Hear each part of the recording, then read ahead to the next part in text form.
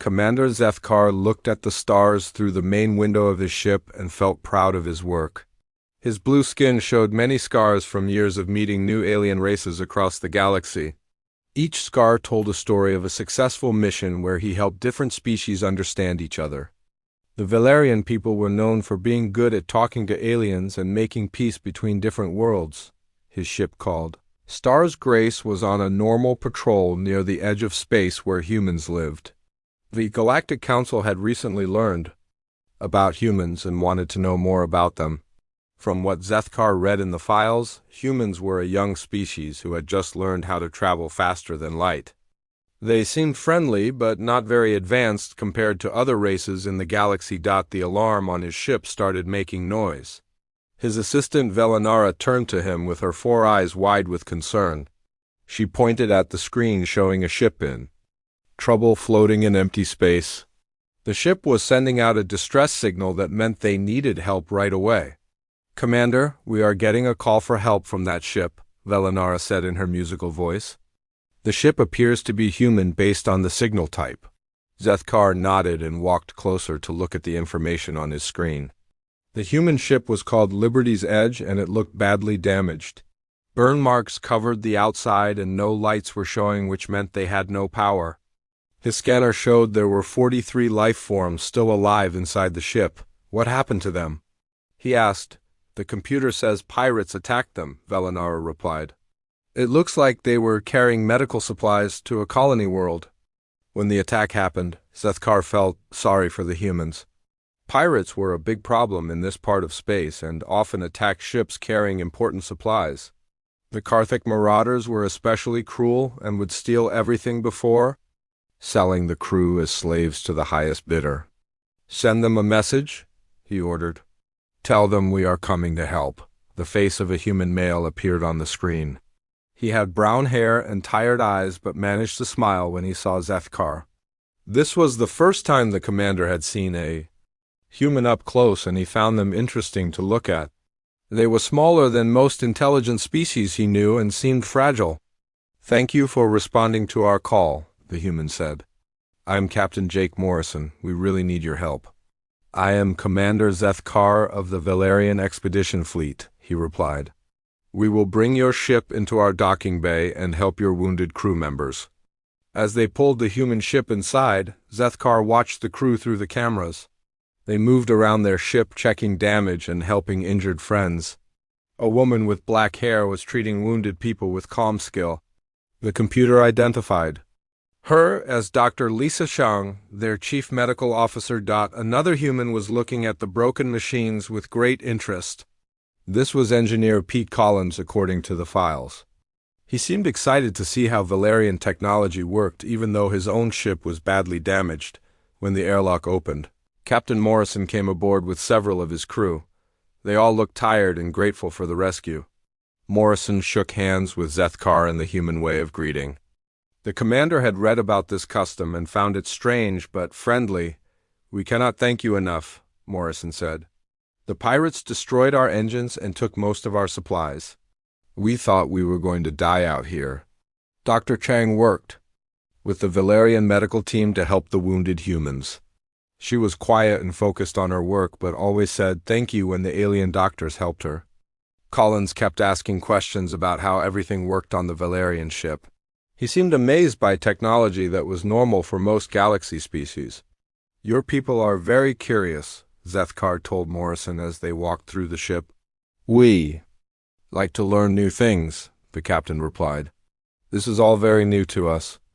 A few years ago we thought we were alone in the universe." Zethkar nodded. Many species felt that way when they first met other intelligent life. The humans seemed to be handling it well. They were polite and grateful and did not seem dangerous at all. His reports to the Galactic Council would say that humans were a peaceful species who would fit well into the galaxy community.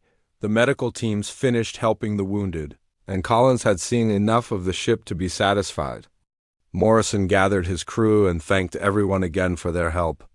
Everything was going exactly as it should according to the first contact rules that Zethkar had learned over many years, but something felt different about these humans. They were grateful and polite, but there was something in their eyes that he could not understand.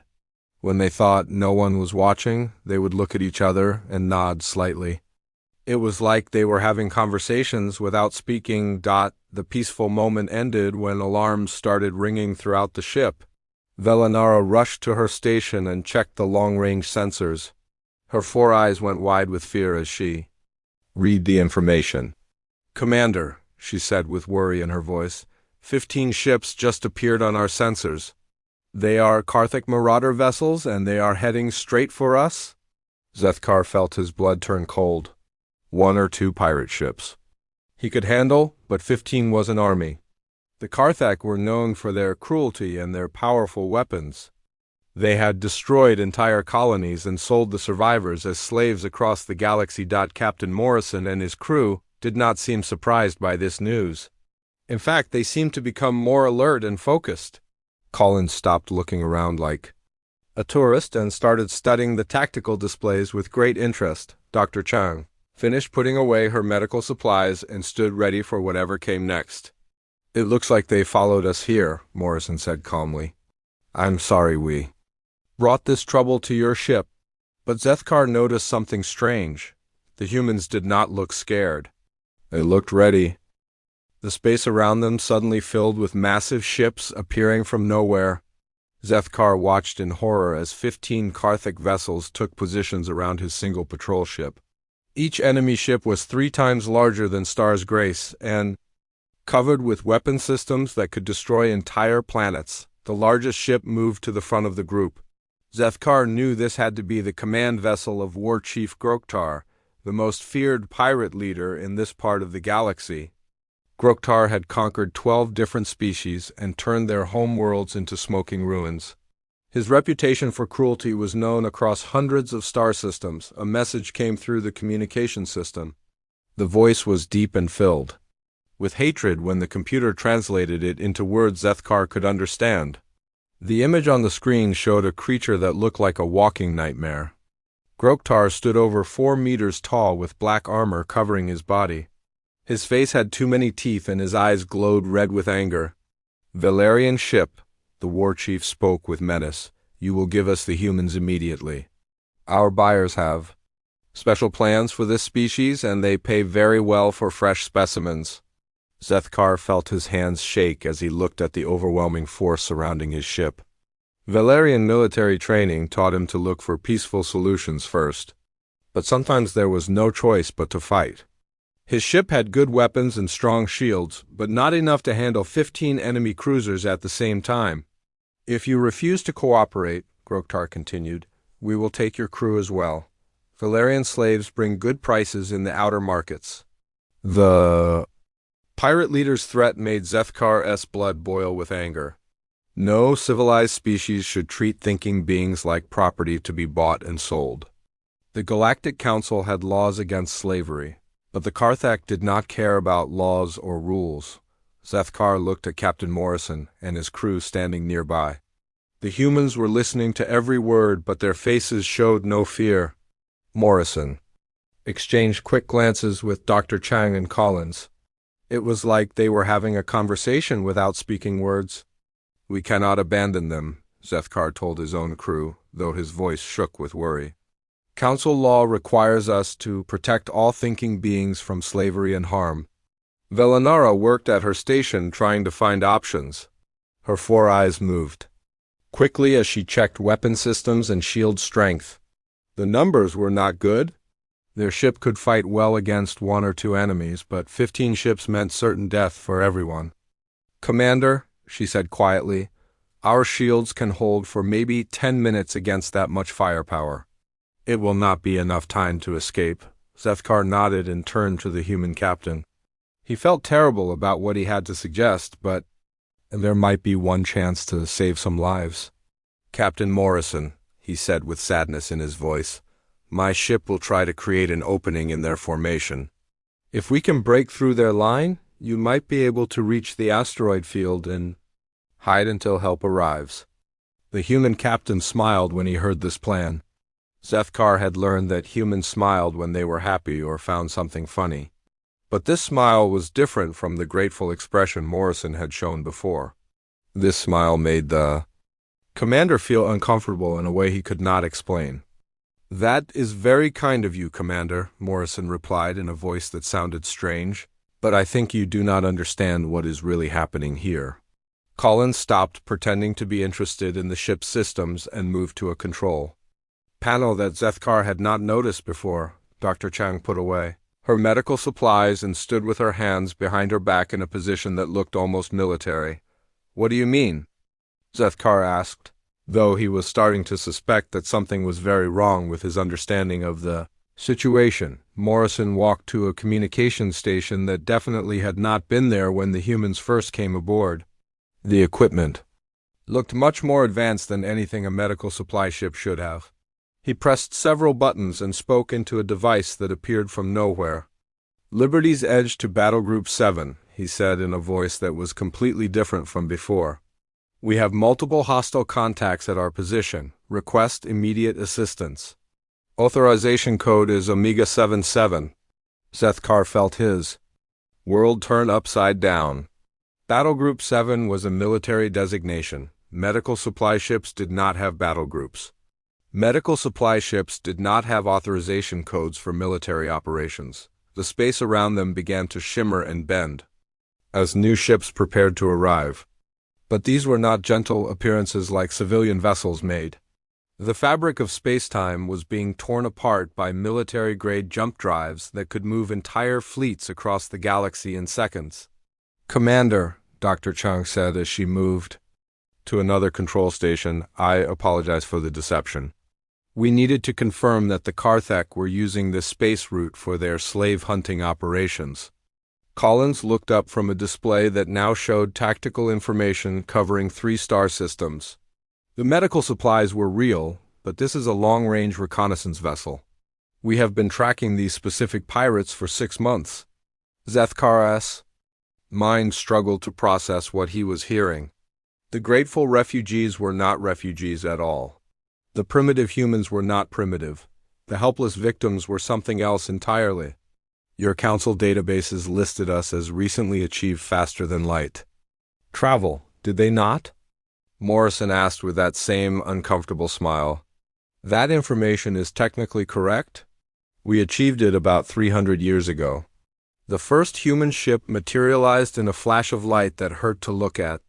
Then another appeared and another. Within seconds, the space around them was filled with 37 human vessels arranged in perfect military formation. War Chief Groktar's roar of rage came through the communication system. "Impossible! The humans are primitives." "Our intelligence networks confirm this information," a new voice answered him. It was calm and professional and completely terrifying in its confidence. "War Chief Groktar, this is Admiral Kate Sullivan, aboard the UES Thunderbolt. Your intelligence networks confirmed exactly what we wanted you to believe. Surrender now, and we will consider standard prisoner treatment under galactic law." Zethkar looked at the tactical display and felt his legs become weak. The human fleet was not just randomly positioned. Every ship was in exactly the right place for a battle plan that must have been practiced many times before Captain Morrison was no longer pretending to be a grateful refugee. His entire manner had changed to that of a military officer who was very good at his job. "Commander Zethkar, you might want to move your ship to a safe distance. Things are about to become very dangerous." Zethkar stared at the tactical display in complete shock as more human ships continued to appear around them. The 37 vessels moved with precision that spoke of years of training and experience. Each ship took its assigned position, without any visible confusion or delay. This was not a rescue fleet that had been quickly assembled. This was a military force that had been planning this moment for a very long time. The ship he was standing on began to change before his eyes. Panels that had looked like normal civilian equipment started sliding away to reveal hidden weapon systems. The walls themselves seemed to shift and reshape as military-grade shields activated around the hull. What had appeared to be a simple medical supply ship was transforming into something that looked like it belonged in a major space battle. How is this possible? Zethkar asked Captain Morrison, though he was not sure he wanted to hear the answer. Morrison touched a control panel. And suddenly the entire front section of the ship opened up like a flower blooming. Inside was a command center that belonged on a military vessel, complete with tactical displays, weapon controls, and communication equipment that was more advanced than anything Zethkar had ever seen. We needed to get close to the Karthak. Trade routes without being detected, Morrison explained as he took his position at the command station. A medical supply ship carrying aid to colony worlds was the perfect cover. Pirates would either ignore us completely or try to capture us.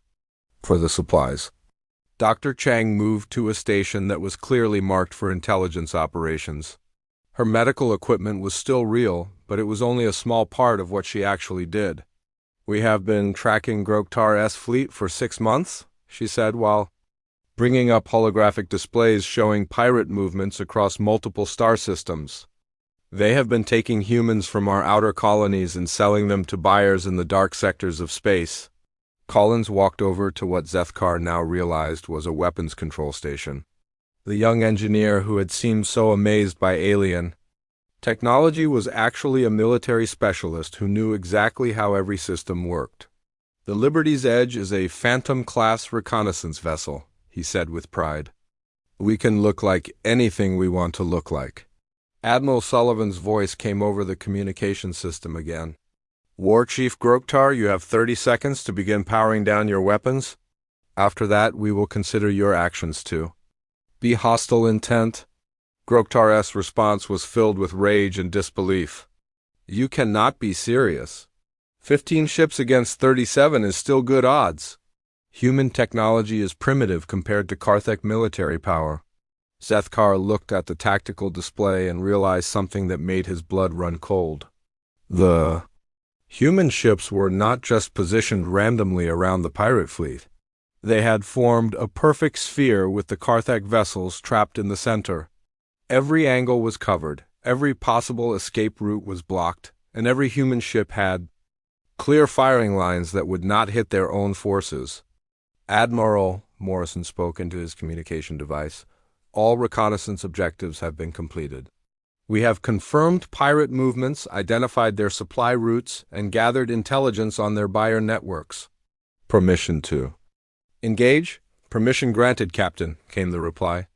"Execute Battle Plan Delta. Show them why humans do not make good slaves." The space around them erupted into chaos as the battle began. But it was not the kind of chaos that Zethkar expected. The human ships moved like they were parts of a single mind, each vessel knowing exactly what every other ship was going to do. There was no confusion, no hesitation, and no wasted movement. The first Karthak ship to fire found itself targeted by 6 human vessels simultaneously. The pirate cruiser's shields held for exactly 4 seconds before collapsing under the concentrated firepower. The ship did not explode dramatically like in the entertainment videos. Instead, it simply stopped working as its systems were methodically destroyed by precise energy beams. War Chief Groktar screamed orders at his fleet, but his ships were already in trouble. The Karthak had built their reputation on attacking weaker targets and running away when faced with equal opposition. They had never fought an enemy that seemed to know their every move before they made it. A human destroyer called Use Lightning disappeared behind a wall of enemy fire. Zethkar thought it had been destroyed until it emerged from the other side completely undamaged.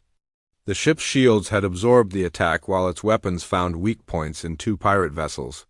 Both enemy ships began losing power as their engine sections were hit with surgical precision. "How are they doing this?" Velinara asked from her station. Her 4 eyes were wide with amazement as she watched the human fleet work. "They are fighting like they can see the future." Dr. Chang heard the question and smiled. "We have been studying Karthak tactics for decades. Every battle they have ever fought has been recorded and analyzed. We know how they think, how they move, and how they react to different situations." Collins added, "Plus, human ships are designed to work together. Our computer systems share information instantly, so every ship knows what every other ship is seeing and doing." Morrison nodded toward the tactical display where 3 more pirate ships were being systematically disabled. The Karthik fight like individuals trying to prove how brave they are. We fight like a single organism with 37 different parts. Zethkar watched in fascination as the human fleet continued its work. This was not a battle in the traditional sense. It was more like watching a skilled surgeon remove a tumor. Every cut was precise, every movement had a purpose, and nothing was wasted. 2 Karthik ships tried to break through the human formation and escape. They found themselves facing a wall of coordinated fire that seemed to anticipate their every move. The pirate vessels were forced back toward the center of the trap, where more human ships waited to disable their engines. "Surrender!" Groktar's voice cracked with desperation. "By the ancient laws of space combat, we surrender, Admiral." Sullivan's response was immediate and terrifying in its calmness. "Surrender acknowledged. Prepare to be boarded for processing of war crimes charges." The battle was over in less than 10 minutes. 15 of the most feared pirate ships in the galaxy had been completely defeated by a human fleet that had barely taken any damage. Not a single human vessel had been destroyed, and only minor damage showed on their shields. Zethkar realized that everything he thought he knew about warfare had just been proven wrong. The aftermath of the battle was unlike anything Zethkar had ever witnessed. Human boarding parties moved from ship to ship with mechanical efficiency, securing each disabled pirate vessel. They worked in teams of 6, their movements coordinated and purposeful. What struck him most was their complete lack of emotion during the process. They were not angry or excited or proud. They simply did their jobs. War Chief Groktar's flagship, the massive dreadnought called Bone Crusher, hung powerless. In space, its weapons were offline, its shields were down, and its engines were dead.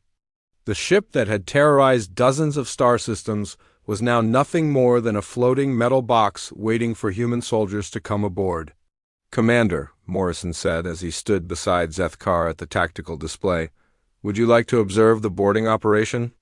Your report to the Galactic Council will be more complete if you see how we handle prisoners." Zethkar nodded, though he was not sure he wanted to watch. The humans had been polite and professional during the battle, but now he was about to see what they were really capable of when dealing with enemies face to face. The main view screen showed the interior of the Bone Crusher as human marines moved through the corridors. The soldiers wore armor that made them look bigger and more threatening than normal humans. Their weapons were held ready but not pointed at anyone who was not actively fighting.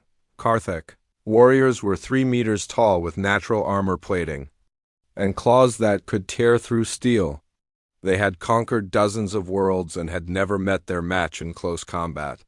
Zethkar had seen recordings of Karthik boarding parties ripping apart enemy crews with their bare hands. The first group of pirates tried to make a stand at a corridor junction. 12 Karthik warriors with their weapons raised, ready to fight to the death against the human invaders. They were trained killers who had won hundreds of battles through superior size and natural weapons. The humans came around the corner in a formation that looked almost casual. 6 soldiers moving together like they were taking a walk through a peaceful park. When the shooting started, everything happened so fast that Zethkar almost missed it. The human soldiers moved like they were dancing. They flowed around enemy fire, each one covering the others while taking precise shots that found gaps in Karthik armor. The aliens' natural weapons were useless against opponents who seemed to know exactly where every attack was coming from. In less than 2 minutes, all 12 pirate warriors were on the ground. Some were unconscious, others were wounded but alive. None of them were dead. The humans had won the fight without killing anyone. "Impressive," Collins said as he watched the display. "Marine Team Alpha is getting better at non-lethal takedowns." Dr. Chang was monitoring the medical status of both the human soldiers and their prisoners. "No serious injuries on our side," she reported. "The pirates will need medical attention, but they will all survive." Zethkar stared at the screen in amazement. "They defeated 12 Karthik warriors without killing them?" Morrison nodded. "We prefer to take prisoners when possible." Dead enemies cannot provide information about slave routes and buyer networks. The boarding continued throughout the pirate fleet. Each ship was secured with the same professional efficiency. Human soldiers moved through enemy vessels like they owned them, disabling resistance and securing prisoners.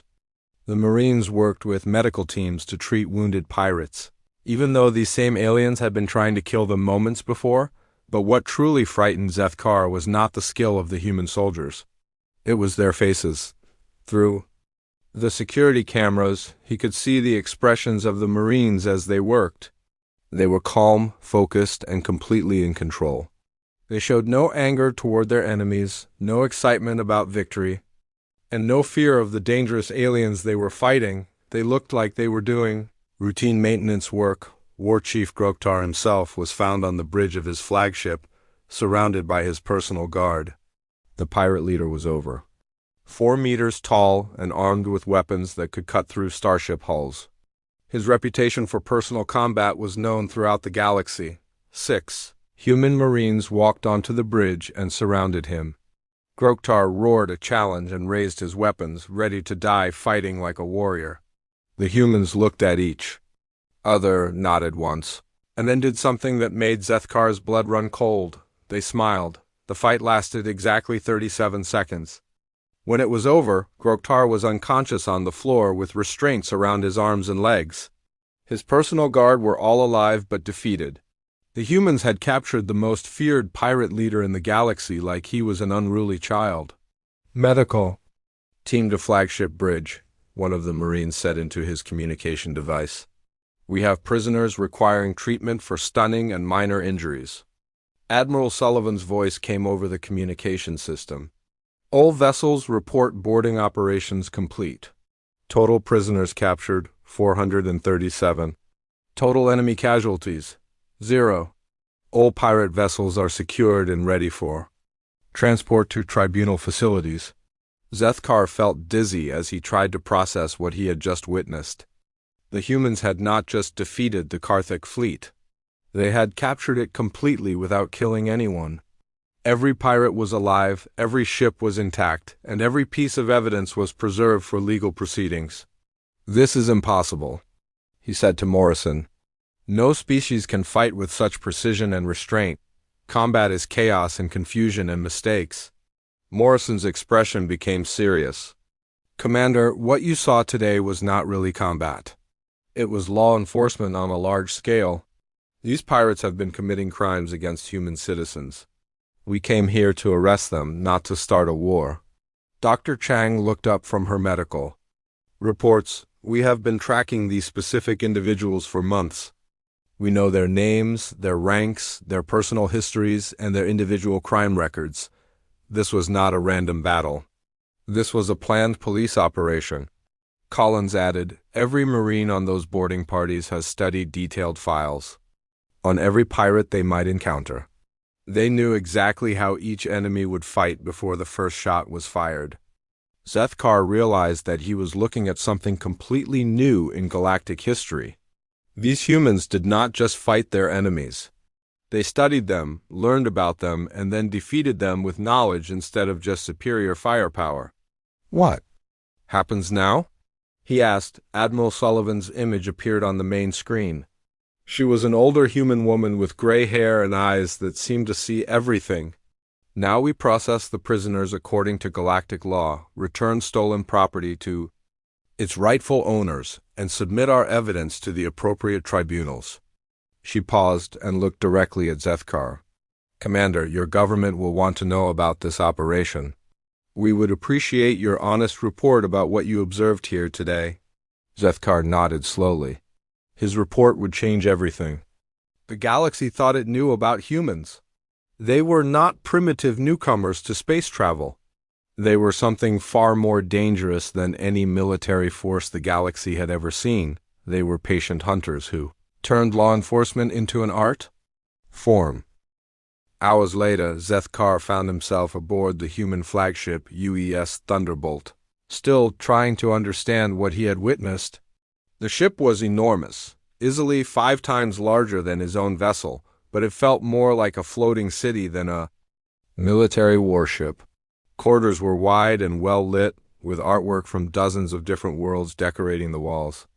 Humans walked through the passages with purpose, but without the rigid, military bearing he expected from soldiers. Admiral Sullivan met him in a conference room that could have belonged to any diplomatic vessel.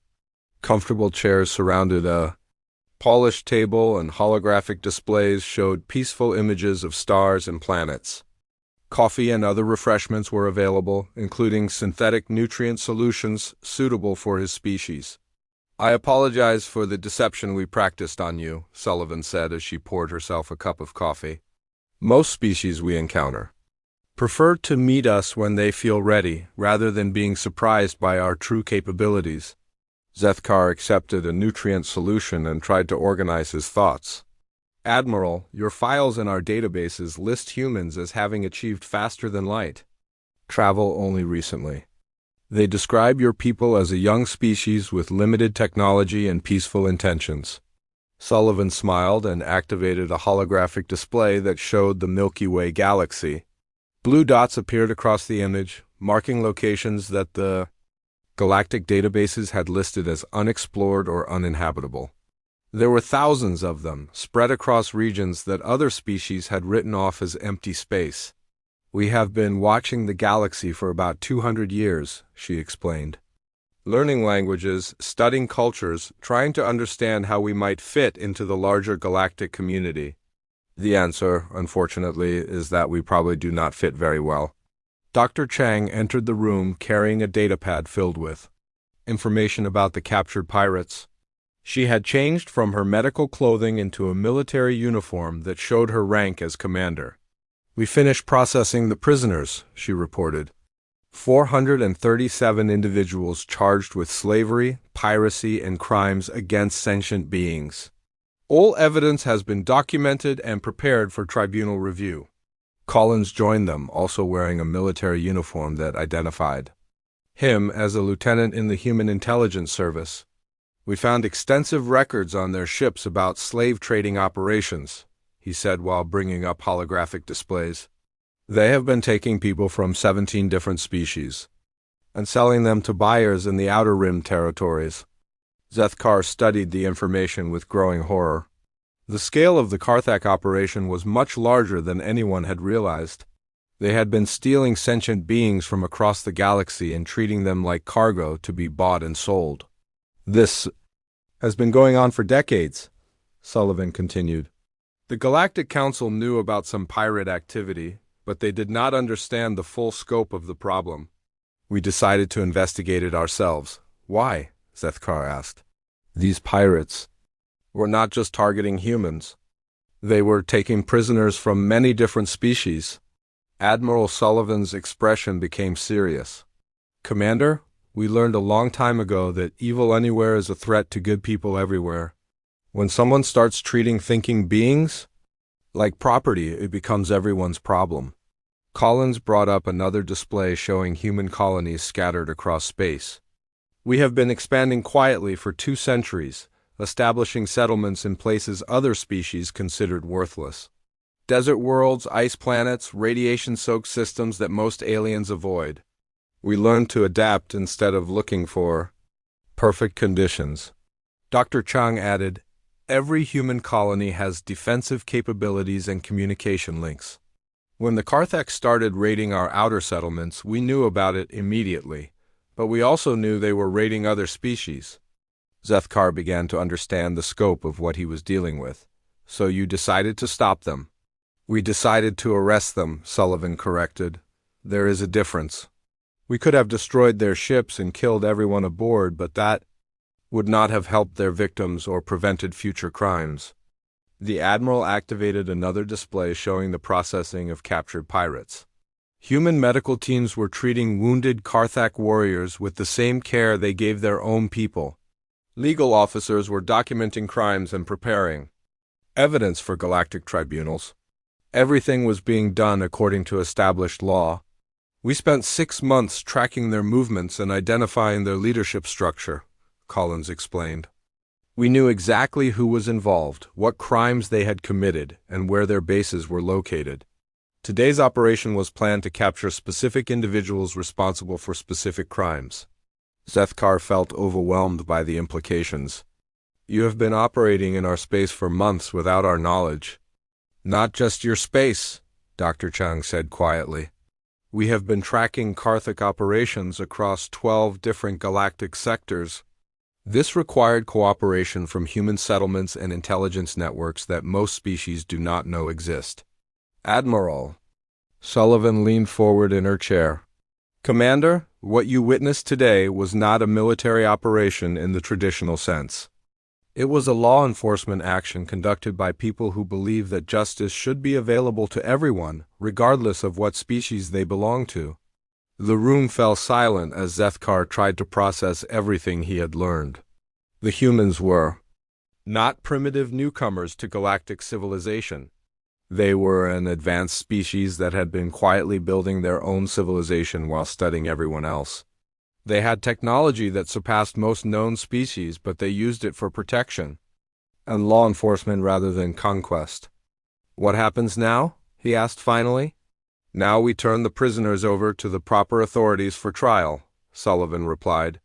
We will provide all evidence and testimony needed for conviction. The stolen property will be returned to its rightful owners, and the victims will be freed. Collins added, we will also share our intelligence about other pirate operations with any government that wants to cooperate in stopping them. Dr. Chang looked at her datapad. We have identified 47 other criminal organizations operating in this region of space. Some are small groups of raiders, others are large networks involved in slavery and illegal weapons trading. Zethkar realized that the humans were offering to solve problems that had plagued the galaxy for decades. You would share this information freely? Admiral Sullivan nodded. Commander, we learned long ago that security is something you build together or you do not have at all. We are willing to work with any species that wants to make space safer. For everyone. The conversation was interrupted by an announcement over the ship's communication system. Admiral Sullivan, please report to the bridge. We are receiving priority communications from multiple galactic governments. Sullivan stood up and straightened her uniform. It seems word of today's operation is spreading quickly. Commander Zethkar, would you like to accompany me? Your perspective might be valuable in the conversations we are about to have. As they walked toward the bridge, Zethkar realized that everything was about to change. The galaxy had just learned that humans were not the peaceful newcomers they pretended to be. They were patient hunters who had been watching and learning for centuries, building capabilities that most species could not imagine. The question now was whether the galaxy was ready to accept them as partners, or would see them as a threat to be eliminated. The bridge of the UES Thunderbolt was alive with activity as messages poured in from across the galaxy. Zethkar watched in amazement as human officers handled communications from dozens of different species simultaneously. Each conversation was being translated in real time, and every government seemed to want immediate answers about what had just happened. Admiral Sullivan took her position at the command chair with the calm confidence of someone who had been expecting this moment. For a long time, the main screen showed a holographic conference room where representatives from 12 different galactic governments were waiting to speak with her. Admiral Sullivan, came the voice of Chancellor Vextara from the Regelian Confederation. We demand an explanation for this unprecedented military action in neutral space. Your species was supposed to be under observation protocols as new members of galactic society. The Andromedan Trade Council representative, Ambassador Clelanoth, interrupted with his mechanical voice translator. Our shipping routes have been disrupted by your fleet movements. We require immediate compensation for lost cargo schedules. Admiral Sullivan listened patiently to each complaint and demand before responding. When she finally spoke, her voice carried across the communication channels with perfect clarity in every language. Honored representatives, she began, 3 hours ago, human space forces concluded a law enforcement operation against the Karthik Marauder organization. We have captured 437 individuals charged with slavery, piracy, and crimes against multiple species. All evidence has been preserved for legal proceedings under galactic law. The conference room erupted with overlapping voices as different representatives tried to speak at once. Some were angry about the military action, others were surprised about human capabilities, and a few seemed pleased that someone had finally dealt with the pirate problem. Captain Morrison approached Admiral Sullivan with a datapad. "Ma'am, we are receiving requests for assistance from 17 different colonies that have been affected by Karthik raids. They want to know if we can help track down their missing people."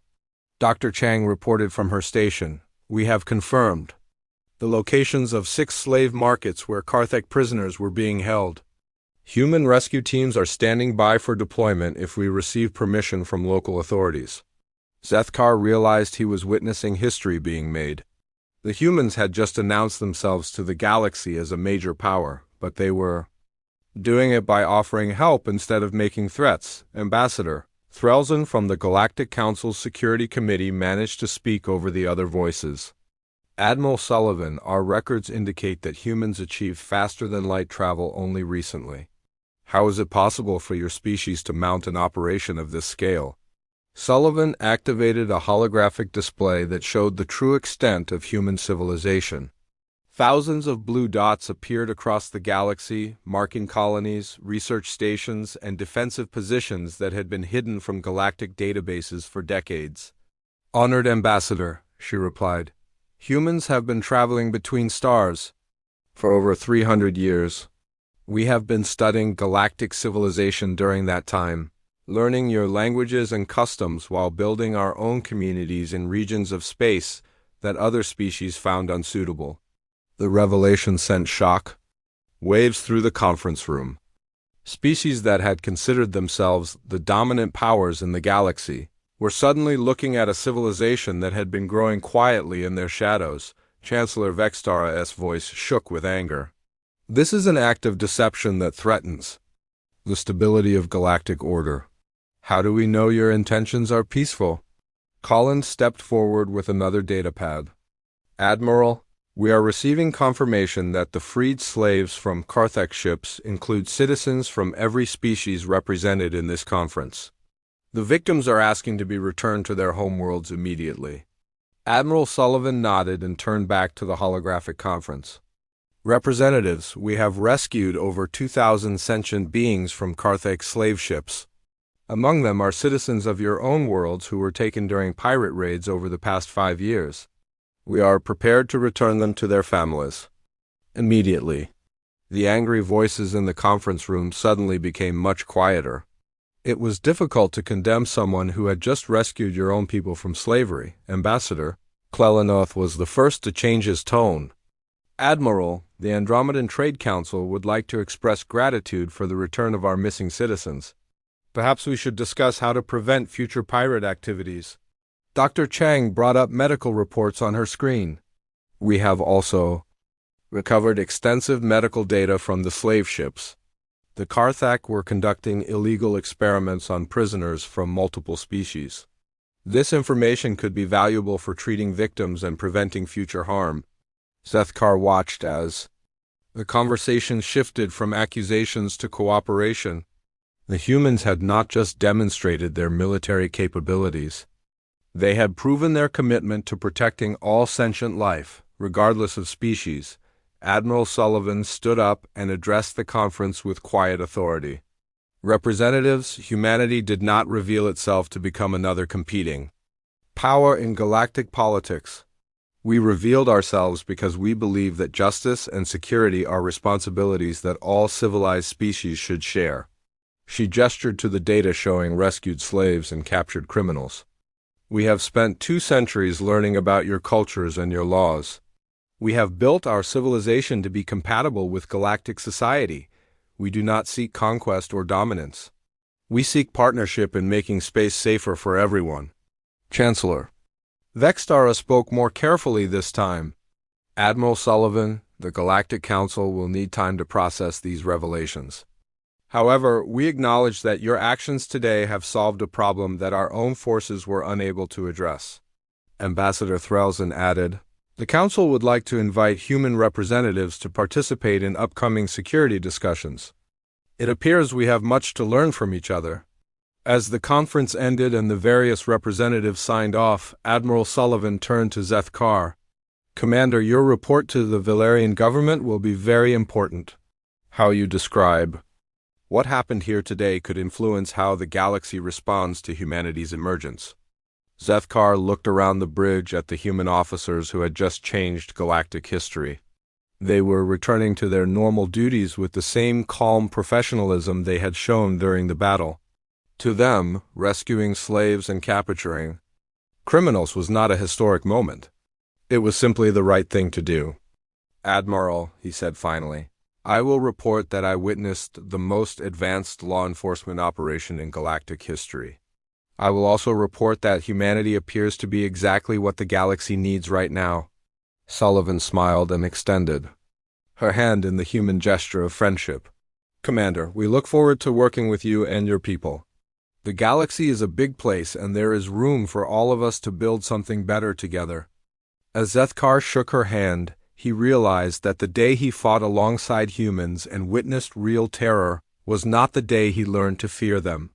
It was the day he learned that the galaxy had just become a much safer place for everyone.